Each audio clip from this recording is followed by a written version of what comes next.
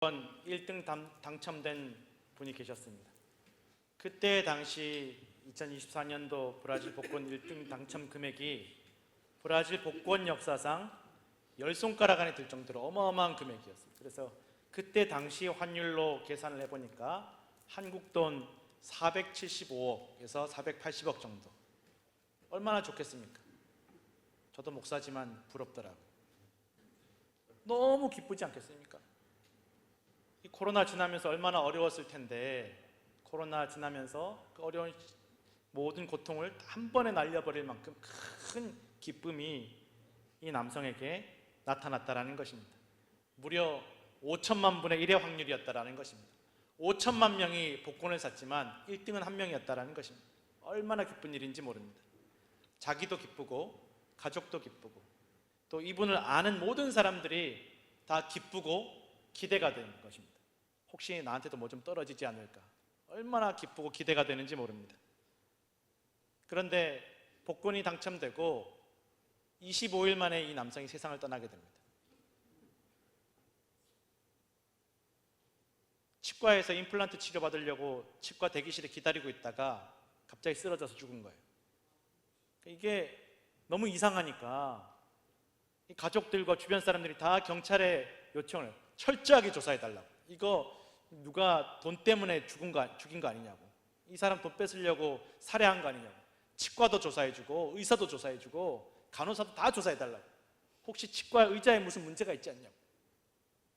그리고 철저하게 조사해주고 심지어 시신을 부검까지 해서 무슨 문제가 있었는지 다 조사해달라고. 그래서 아주 경찰이 철저하게 조사를 했다고 합니다. 조금이라도 의혹이 남으면 안 되니까 철저하게 조사했는데 결론은 그냥 심장마비입니다. 그래서 의사들이 이야기하기로는 너무 좋아서 죽었다라는 거예요. 이분이 연세가 73세인데 혈압과 당뇨가 평소에 있었는데 너무 좋아서 혈압이 터져 죽었다는 거예요.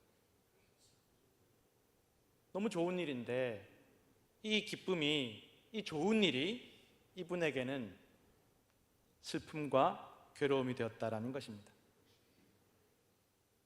성도 여러분, 우리 인생의 어떤 행복도 기쁨도 사실 잠깐입니다. 우리 생명이 잠깐이기 때문입니다. 살아가면서 이 세상의 기쁨과 행복을 누리기 위해서 발버둥 치고 힘쓰고 마침내 내가 간절히 원하던 그 목표까지는 아니지만 그래도 이만하면 기뻐하고 그래도 이만하면 만족하고 그래도 이만하면 행복하다라고 생각될 때가 있을지 모릅니다. 그런데 그 기쁨과 행복도 영원하지 않다는 것을 우리는 알고 또 알아도 그날이 갑자기 다가온다라는 것입니다. 우리가 뭔가 목표를 이루어서 성공했을 때 무엇인가 내가 간절히 원하던 것을 성취했을 때 기쁘고 행복하고 만족할 수 있습니다. 그러나 그것도 잠깐입니다. 한순간에 사라집니다. 우리 어린아이들 부모님들 이야기를 들어보니까 아이한테 아이가 원하는 장난감 사주면 2시간이면 끝난대요. 2시간만 지나면 거들떠도 안 본다. 그때부터 이게 처치곤란한 짐이라는 거예요. 엄마 너무 좋아요. 막 좋아서 난리 치다가도 한 2시간 지나면 이제는 거들떠도 보지 않는다라는 것입니다. 잠깐입니다. 학교에서 아이들이 좋은 성적을 받고 좋은 학교를 가고 좋은 직장을 가도 또 많은 돈을 벌고 큰 재산을 모아도 그것 때문에 얻는 기쁨과 만족과 행복이 아주 잠깐이라는 것입니다. 물질로 인한 만족과 기쁨도 잠깐이고 한순간에 부담이 되고 짐이 되고 괴로움이 되더라는 것입니다. 돈 많이 벌었는데 또 공부 잘했는데 좋은 직장 갔는데 이게 좋은 건 잠깐이고 계속 그 다음부터는 스트레스가 되고 부담이 되고 짐이 되어서 나를 짓누르더라는 그 이야기를 얼마나 많이 들었는지 모릅니다. 그럼 가족관계에서 오는 기쁨과 즐거움은 좀 더 낫지 않겠나? 그것도 잠깐이다라는 것입니다. 어릴 때는 우리 부모님이 세상에서 제일 대단하고 세상에서 제일 멋지고 세상에서 제일 우리 부모님만한 분이 없고 부모님 때문에 내가 기쁘고 우리 부모님은 내가 원하는 거 다 들어주시고 조금 지나서 자라고 나면 조금만 사춘기가 돼도 부모님 어떻게 피해서 도망갈 수 없나, 어떻게 친구들이 더 좋은데, 부모님과 다투게 되고 어색하고 멀어질 때가 찾아오더라는 것입니다. 또 그마저도 부모님이 먼저 세상을 떠나시는 날이 찾아오더라는 것입니다. 자녀들도 마찬가지입니다. 낳고 막 낳았을 때, 키울 때 막 예쁘고 너무 귀엽고 이 아이 때문에 너무 행복하고 너무 좋은데 그것도 잠깐 지나가더라는 것입니다. 결국 곁을 떠나갈 때가 찾아오더라는 것입니다. 우리 배우자도 마찬가지 아닙니까?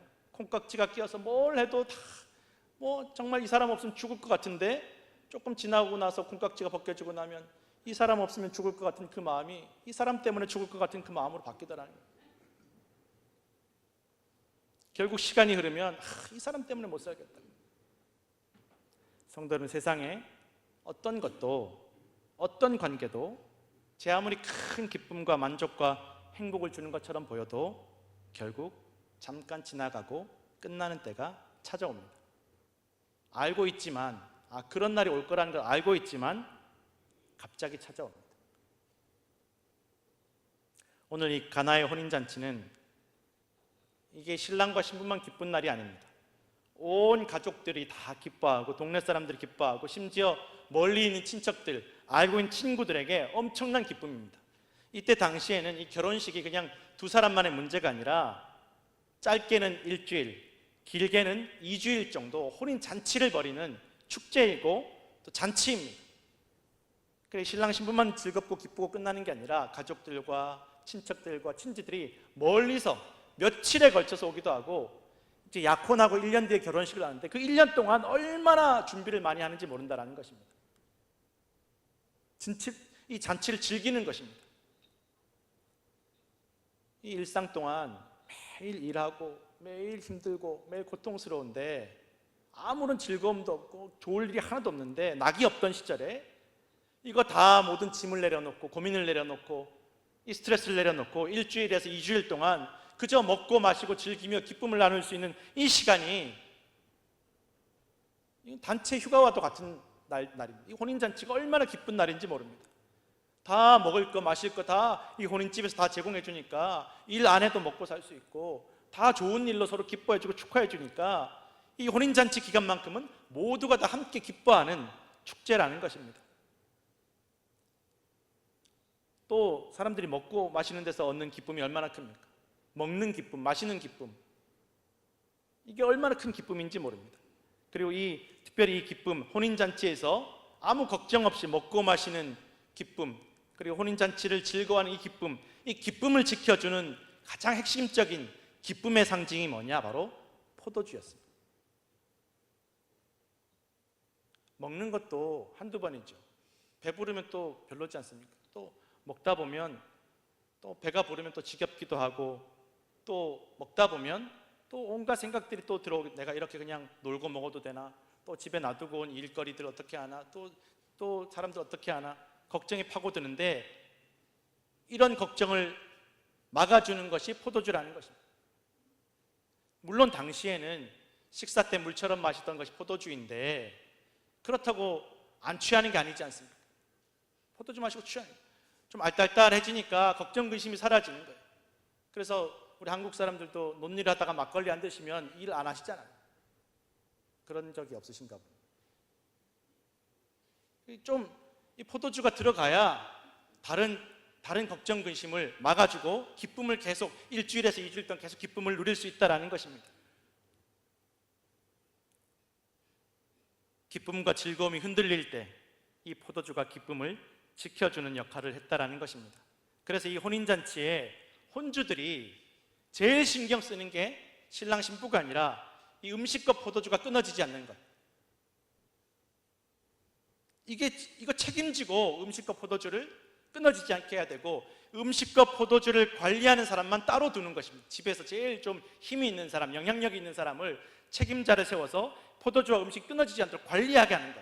그 사람이 오늘 성경에 나오는 연회장입니다. 연회장. 책임자를 둘 정도로 굉장히 중요한 문제라는 것입니다. 만약 이 혼인잔치에서 음식과 포도주가 부족하게 되면, 끊어지게 되면 이 집안의 결혼식은 한순간에 손가락질 받는, 심지어는 고소당한다는, 우리가 지금 일주일, 2주일 다 생계를 내려놓고 일 다 내려놓고 다 와서 지금 다 모든 건 내려놓고 이 집에 와서 지금 일주일, 2주일 머물면서 먹고 있는데 이 음식이 줄어들고 포도주가 끊어졌다? 이거 무책임한 이 주인집에서 준비를 잘못한 것이고 아주 잘못한 것이고 손해배상까지 해줘야 되는 것이 당시의 문화였다라는 것입니다. 그래서 사실은 진짜 혼인잔치에서 신랑 신부가 주인공이 아니라 이 음식과 포도주가 주인공이라는 것입니다. 그만큼 중요했다라는 것입니다. 그러니 얼마나 철저하게 준비하고 잘 관리하겠습니까? 계속 이 포도주를 계속 손님들에게 나르다 보면 이게 포도주가 어느 정도 남았는지 또 금방 떨어질지 아직도 한참 남았는지 모를 수가 없다라는 거예요. 어떻게 모를 수가 있습니까? 계속 손님들에게 포도 나르는데 근데 포도주가 떨어졌습니다. 오늘 이 본문에 보니까 포도주가 떨어진 거예요.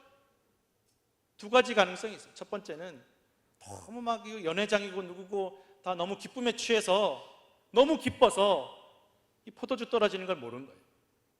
그 두 번째는 갑자기 감당할 수 없는 손님들이 막 밀려와서 예상한 것보다 더 많은 손님들이 와서 포도주가 떨어지고, 두 가지 다 사실은 기쁜 일이죠.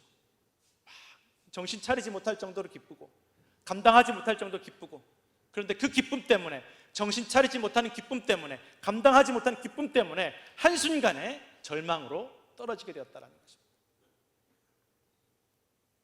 한순간에 더 큰 기쁨이 더 큰 절망과 부끄러움과 고통이 되었습니다.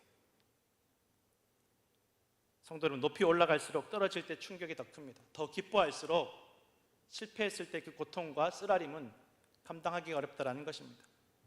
한국이나 미국에서 아이들이 성적 때문에 자살하는 아이들 이야기를, 뉴스를 보게 됩니다. 보면 공부 못하는 애들은 자살하지 않아요. 저 뒤에서 맨날 뒤에서 1, 2등 하던 애들, 막 뒤에서 그냥 공부 하나 안 하나 똑같은 아이들, 그런 애들은 뒤에서 1등을 하나 뒤에서 2등을 하나 그것 때문에 속상할 일이 없어요. 항상 행복해요. 와, 공부 잘하는 앞에서 1등 하던 아이들, 앞에서 2등 하던 아이들, 위에서 놀던 아이들은 조금만 성적 떨어지면 세상을 다 잃어버려요. 내 인생은 실패한 인생이고 살아있을 가치가 없는 인생이고 그렇게 죽더라는 것입니다. 그 고통이, 큰 기쁨, 위에 높이 올라갔다 떨어지는 그 고통이 감당할 수 없다는 것입니다. 오늘 가나의 혼인잔치가 그런 절망입니다. 너무 기쁘고 행복하고 감당할 수 없고 정신 차리지 못하는 기쁨 속에서 한순간에 벼랑 끝으로 떨어지게 되었다는 것입니다. 그리고 이런 상황을 예수님의 어머니 마리아가 알게 되었습니다. 마리아가 단순한 손님이 아니라, 그저 주는 대로 먹고 마시는 손님이 아니라 이 혼인잔치의 전체적인 관리를 함께 할 수 있을 정도의 친척이거나 적어도 이 혼인잔치 집안에서 대단한 영향력을 행사할 수 있는 위치에 있다라는 것을 알 수 있다라는 것입니다. 그리고 마리아는 예수님에게, 자기 아들인 예수님에게 포도주가 없다라고 이야기를 합니다. 이때까지 예수님은 어떤 표적도 기적도 보이지 않으셨습니다. 오늘도 이 첫 표적이 여기에서 일어났다라고 말씀하실 정도로 예수님 이전에 어떤 기적도 보이지 않으셨습니다. 그런데 마리아는 예수님이라면, 내 아들이지만 예수님이라면 분명히 이 문제를 해결해 주실 수 있다라고 믿었다라는 것입니다. 성도 여러분, 우리가 신앙생활하지만 어떤 기적도 증거도 경험하지 못한 성도들도 있을 수 있습니다. 오래 신앙생활 하신 분들은 좀 아리까리 이게 기적인가 아닌가, 은혜인가 아닌가 그런 일들이 있을 수 있지만, 이제 신앙생활 하신 지 얼마 안 되신 분들, 처음 교회 나오신 분들은 이전에 예수님 때문에, 어떤 믿음 때문에 기적과 은혜를 경험한 적이 없는 일들이 있을 수 있다는 것입니다. 그런데도 교회 나오는 거예요. 근데 이전에 교회로 인해서, 믿음으로 인해서 기적과 은혜를 경험한 적이 없는데 그래도 교회 나오는 거예요. 또 오랜 세월 신앙생활 했지만 이게 기적인가 은혜인가 아리송하고 애매하고 확실치 않은데 그래도 교회에 나오면, 내가 예수님께 기도하면, 하나님 의지하면 하나님께서 내 문제, 우리 가정의 문제, 이 세상의 문제 해결해 주실 것이라는 그 믿음, 그 믿음으로 나온다는 것입니다. 그것이 바로 마리아의 믿음과 같다라는 것입니다. 그런데 그 간절한 믿음, 그 대단한 믿음, 그 절실한 믿음으로 예수님께 말씀을 드렸는데 예수님이 마리아가 기대했던 반응, 마리아가 기대했던 대답을 하지 않습니다. 혼인잔치에 많은 손님들과 일꾼들 앞에서 어머니에게 여자여라고 부르십니다. 이건 오해하시면 안 되는 게, 또 한국말로 여자여 돼 있으니까 어떻게 아들이 어머니한테 이 여자야라고 부를 수 있냐, 그 말이 아니라는, 그 말이 아니에요. 이 여자여라는 말은 뭐 굳이 번역을 하자면 영어로는 마담, 높여주는 말, 높여주는 말.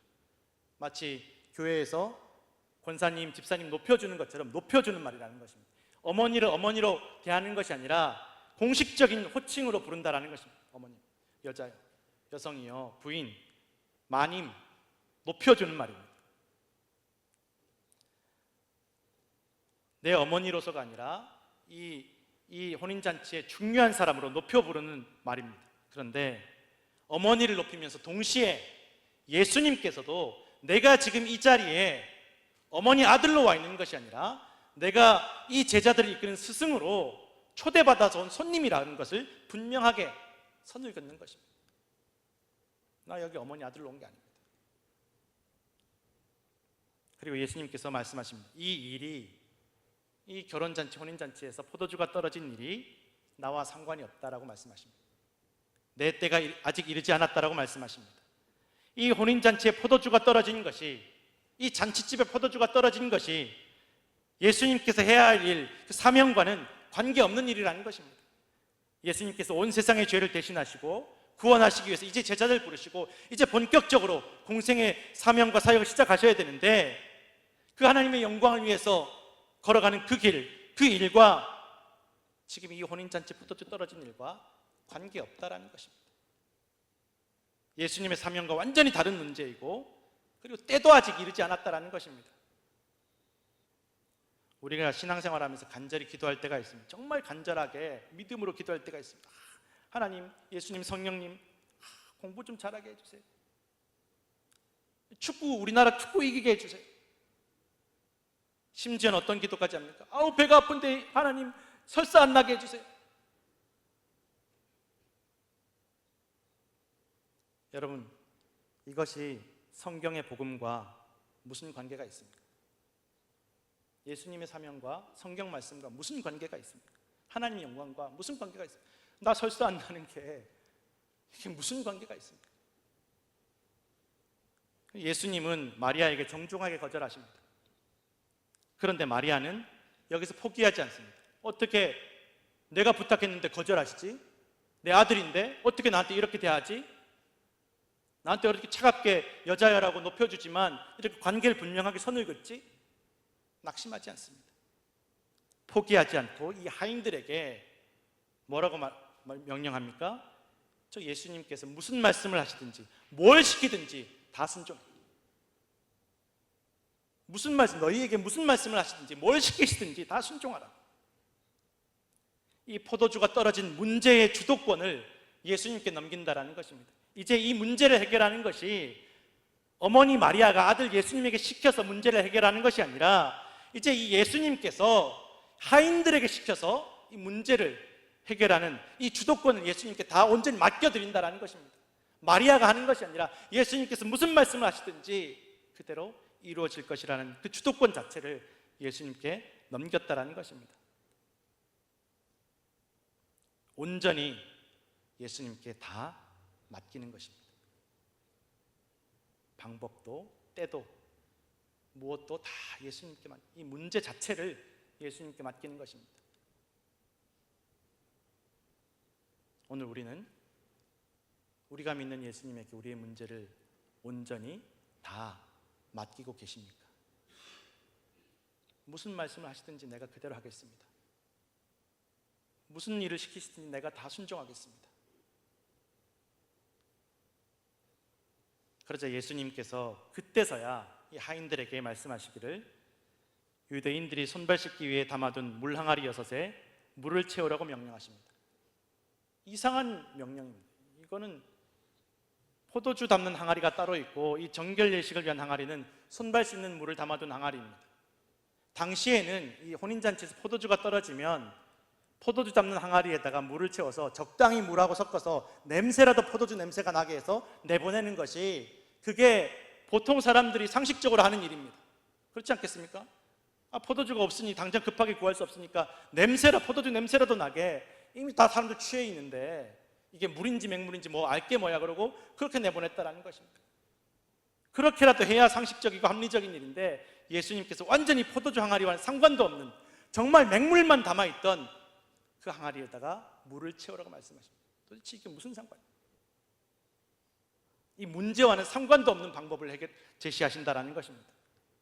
그리고 그것까지야 하인들이 뭐 믿져야 본전이고, 저 마리아라는 여자분이 시키니까 또 예수님 하라는 대로 하라니까 순종하니.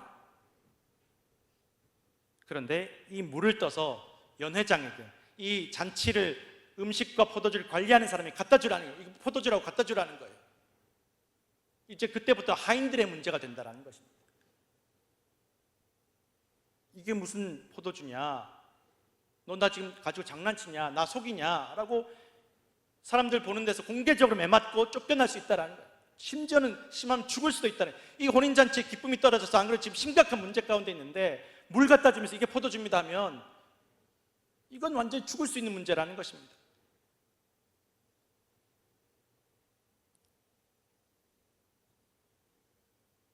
물을 섞은 포도주가 아니라 그냥 물이라는 것, 하인들은 다 알고 있다는 거예요. 이거 그냥 우리가 갖다 부었으니까 맹물이라는 것 다 안다라는 거예요. 그런데 그 물 떠다가, 우리가 채우는 그 물 떠다가 포도주인 것처럼 연회장에 갖다 주라고 하니까 이거 순종할 수 있겠습니까? 말도 안 되니까. 이거 나보고 죽으라는 거고, 나보고 부끄러움 당하라는 거고, 이거 나한테 완전히 개망신 당하라는 건데 순종할 수 있겠습니까? 그런데 하인들이 그 말대로 순종하였습니다. 이 하인들이 예수님이 누군지 모르는 거예요.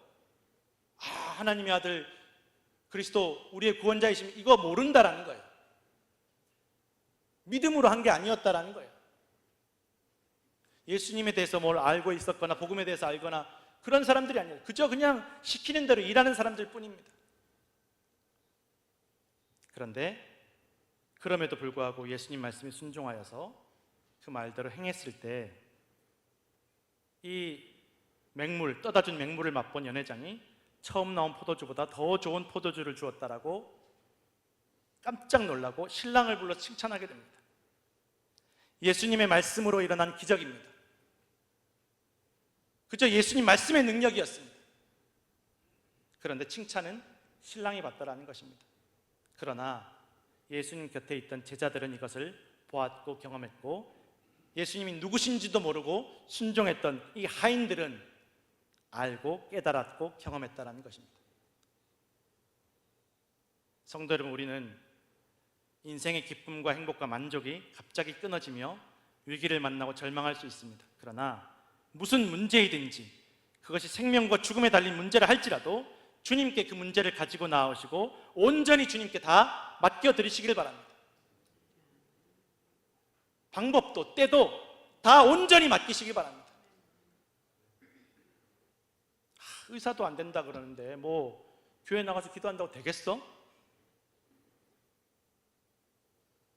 오직 주님만이 우리 인생의 문제, 생명의 문제, 모든 문제를 해결해 주실 능력이 있으심을 믿으시기 바랍니다. 내 건강의 문제, 가정의 문제, 물질의 문제, 관계의 문제, 세상의 문제가 생겼는데 교회는 뭐 자꾸 돈 한 푼 도와주기는커녕 자꾸 헌금 내라 그러고, 기도하라 그러고, 봉사하라 그러고, 이게 내 문제랑 상관이 없는데 왜 자꾸 이렇게 맹물만 채우라 그러나? 내가 싫어하는 사람 좀 시원하게 복수할 수 있는 힘을 주시면 좋을 텐데, 아주 내가 직접 복수하지 않더라도 그 사람이 아주 시원하게 망가지는 걸 보면 좋겠는데 자꾸 용서하라 그러고 그 사람이 기도하라고 하고, 이건 내 문제가 아니라 이거 맹물 떠서 연회장에 갖다 주는 것처럼 나를 더 힘들게 만드는 문제인데, 방법인데 이렇게 하는 게 맞나? 의심이 들 수 있습니다. 그러나 성도 여러분, 그럼에도 우리가 우리의 모든 문제를 주님께 맡겨드릴 때, 온전히 의지할 때 주님께서 우리에게 큰 기쁨과 기적을, 이전보다 더 큰 기쁨을 경험하게 하실 것을 믿으시기 바랍니다. 고린도전서 15장 50절에서 58절 말씀 제가 읽어드리겠습니다.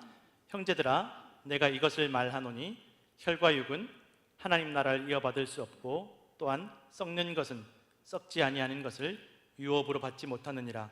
보라 내가 너희에게 비밀을 말하노니 우리가 다 잠잘 것이 아니요 마지막 나팔에 순식간에 홀연히 다 변화되리니 나팔 소리가 나매 죽은 자들이 썩지 아니할 것으로 다시 살아나고 우리도 변화되리라. 이 썩을 것이 반드시 썩지 아니할 것을 입겠고 이 죽을 것이 죽지 아니함을 입으리로다. 이 썩을 것이 썩지 아니함을 입고 이 죽을 것이 죽지 아니함을 입을 때에는 사망을 삼키고 이기리라고 기록된 그 말씀이 이루어지리라. 사망아 너의 승리가 어디 있느냐? 사망아 네가 쏘는 것이 어디 있느냐? 사망이 쏘는 것은 죄요 죄의 권능은 율법이라. 우리 주 예수 그리스도로 말미암아 우리에게 승리를 주시는 하나님께 감사하노니 그러므로 내 사랑하는 형제들아 견실하며 흔들리지 말고 항상 주의 일에 더욱 힘쓰는 자들이 되라. 이는 너희 수고가 주 안에서 헛되지 않은 줄 알미라. 아멘. 능력은 우리에게 있는 것이 아닙니다. 우리의 공로와 자격에 있는 것이 아닙니다. 모든 능력은 주님께 있습니다. 우리가 주님을 의지하고 모든 것들을 다 맡길 때, 내 생명도 맡길 때 주님께서 이전보다 더 큰 은혜와 생명으로 채우실 것을 믿으시기 바랍니다. 성도 여러분, 주님께서 우리에게 주시는 기쁨은 세상이 주는 것과 같지 않습니다. 잠깐 지나가는 것이 아닙니다.